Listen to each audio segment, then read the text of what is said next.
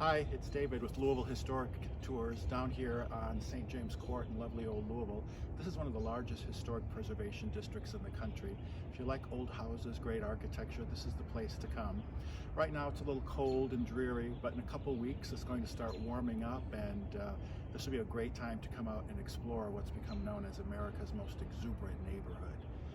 Old Louisville has roughly 45 square blocks of old houses. We have roughly 1,400 structures.